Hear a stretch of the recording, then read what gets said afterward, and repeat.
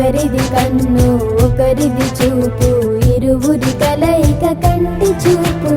ఒకరిది మాట ఒకరిది భావం, ఇరువురి కదలిక కదిపిన కథ ఇది ప్రేమ. ప్రేమ తిరిగొచ్చే తీయగా ఇది ప్రేమ. ప్రేమ ఎదురొచ్చే హాయిగా ఇది మనసుని తడిపిన క్షణము కదా.